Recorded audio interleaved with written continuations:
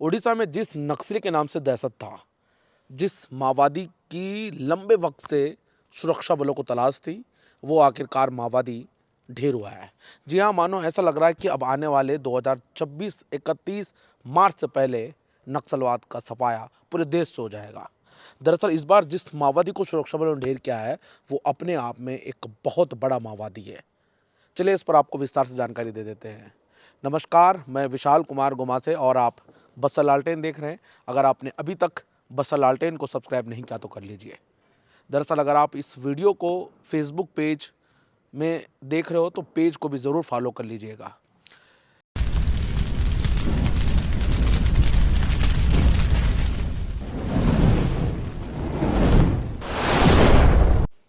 देखिए, दरअसल उड़ीसा के कंधमाल जिले के रंबा इलाकों में सुरक्षा बलों और नक्सलियों के बीच में एक बड़ा मुठभेड़ हुआ है और इस मुठभेड़ में 4 बड़े कैडर के माओवादी ढेर हुए हैं और 4 बड़े कैडर के माओवादियों में से एक सबसे बड़ा माओवादी भी ढेर हुआ है। जी हाँ, सीसीएम यानी कि सेंट्रल कमेटी का मेंबर सुरक्षा बलों ने ढेर किया है। दरअसल बताया ये जा रहा है कि कंधमाल जिले के रंबा इलाकों में सुबह 8 बजे से रुक के देर शाम तक मुठभेड़ हुआ है और मुठभेड़ के पश्चात 4 माओवादी का डेड बॉडी रिकवर कर लिया गया था, जिसमें से 2 महिला माओवादी हैं और 2 पुरुष माओवादी हैं। अब मैं आपको गणेश उइके के बारे में थोड़ा बहुत जानकारी दे देता हूँ। गणेश उइके कौन है और गणेश उइके पर कितने आपराधिक मामले दर्ज है और कौन-कौन से बड़े घटनाओं को गणेश उइके ने अंजाम दिया था। दरअसल देखिए, गणेश उइके 69 साल का था और बताया जा रहा है कि गणेश उइके को अलग-अलग उपनामों से जाना जाता था। गणेश उइके को रूपा, राजेश तिवारी, चमरू, पक्का हनुमंतु, गणेश अन्ना के नाम से जाना जाता था और ये जो है तेलंगाना राज्य के नलागोंडा जिले के चंदूर मंडल स्थित पुल्लेमाला गांव का रहने वाला था और बताया ये जा रहा है कि वर्ष 1988 से दंडकारण्य क्षेत्र में सक्रिय गणेश उइके माओवादी संगठन का एक वरिष्ठ एक सक्रिय कैडर था। उसने जगदलपुर में सिटी ऑर्गेनाइजर 1988 19 माफ करेंगे 1988 से 1998 वेस्ट बस्तर डिवीजन कमेटी के सचिव 1998 से 2006 तक दंडकारण्य स्पेशल जोनल कमेटी के सदस्य 2006 के पश्चात के रूप में ये कार्य किया था। ये लंबे वक्त से काम कर रहा था नक्सल संगठन में। 1998 में ये नक्सल संगठन में एक बड़ा एक जिम्मेदारी दी गई थी और ये अभी जो वर्तमान में उड़ीसा में एक बड़ी जिम्मेदारी के तौर पे काम कर रहा था, सीसीएम के तौर पे काम कर रहा था, यानी कि सेंट्रल कमेटी के मेंबर पर ये काम कर रहा था। एक बड़ा इनाम इस माओवादी पे घोषित था और आज सुरक्षा बलों ने इस माओवादी को ढेर किया है। अब मैं आपको बता देता हूँ कि इस माओवादी ने कौन-कौन से घटना में शामिल था। दरअसल पुलिस की माने तो इस माओवादी जिनमें से सबसे बड़ी घटनाओं को मैं बता देता हूँ। देखिए, इस माओवादी पे 16 आपराधिक मामले दर्ज है और बताया ये जा रहा है कि जिनमें से वर्ष 2014 में सुकमा जिले के तोंगपाल क्षेत्र के अंतर्गत ताकावाड़ा में पुलिस दल पर हमला किया था, जिसमें 15 पुलिस जवान शहीद हुए थे। इसके आपराधिक कृत्यों में नागरिक की हत्या का प्रयास करना, अपहरण जैसे कई मामले इस माओवादी पे शामिल था। तो कुल मिला के एक बड़ा कैडर का माओवादी था जिसकी तलाश सुरक्षा बलों को लंबे समय से थी और सुरक्षा बलों ने कंधमाल जिले के रंबा इलाकों में ढेर किया है और रंबा इलाका वन क्षेत्र से घिरा हुआ इलाका है और अलग-अलग क्षेत्रों में उन इलाकों में मुठभेड़ हुआ था।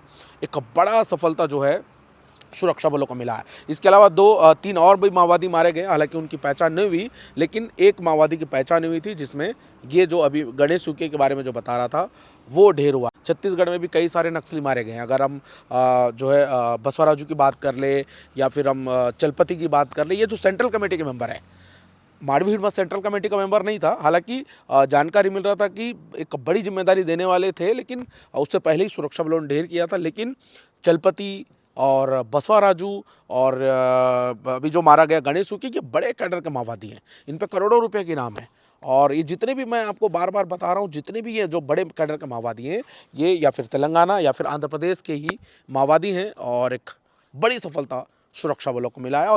सभी सिक्योरिटी फोर्सेस को एक आह्वान दिया है। जैसा कि आप जानते हैं, माननीय केंद्रीय गृह मंत्री महोदय ने सभी सिक्योरिटी फोर्सेस को एक आह्वान दिया है कि जो माओवाद का आतंक है इसको मार्च 2026 तक खत्म करना है। उड़ीसा पुलिस इसी काम में लगी हुई है और पिछले 3 दिन में या 4 दिन में उड़ीसा पुलिस को इसमें बहुत भारी सफलता मिली है।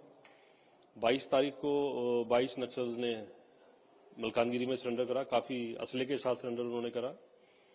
24 तारीख को कल शाम में कंधमाल में एसओजी और नक्सल्स का एक एक्सचेंज ऑफ फायर हुआ, जिसमें 2 नक्सल्स निहत हुए और काफी उसमें असला बरामद हुआ।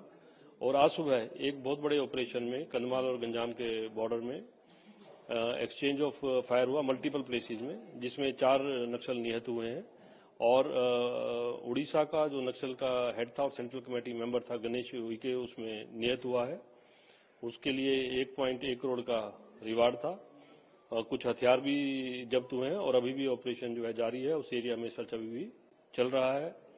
मैं इसके लिए सभी जो इस ऑपरेशन में सिक्योरिटी फोर्सेस शामिल थी, जिसमें Orissa police, SOG, DVF, CRPF, BSF, उन सबको बहुत बहुत धन्यवाद देना चाहूंगा।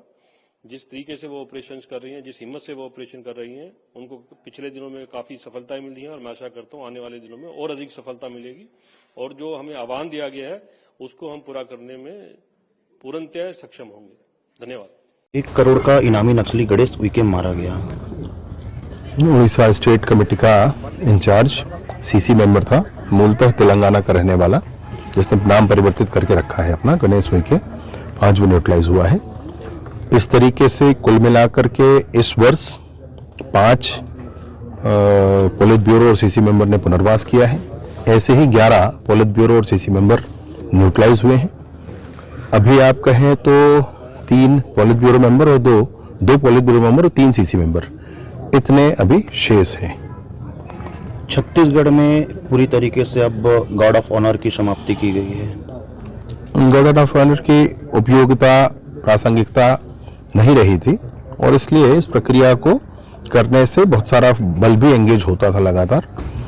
ये जरूर है कि आवश्यक दिनों पे इसको किया जाए, ये जरूर है कि जब मुख्यमंत्री जी आए तब किया जाए, परंतु सारे ही मंत्रियों और अधिकारियों के लिए इसको समाप्त किया गया। स्वर्गीय अटल बिहारी वाजपेयी जी की जन्म जयंती मनाई गई। अटल जी की जयंती का आज अवसर था और 100वीं उनकी जयंती हम लोगों ने मनाई है। आज के दिन अटल परिसर का भी सभी नगरीय क्षेत्रों में उद्घाटन किया गया है और बहुत सारे काम जो अटल जी ने किए हैं, जो हम सब ने याद किए हैं, उनकी कविताएं याद की हैं, संगोष्ठियां हुई हैं। आज पुनः उनको याद करके जीवन में काम करने की प्रेरणा मिलती है।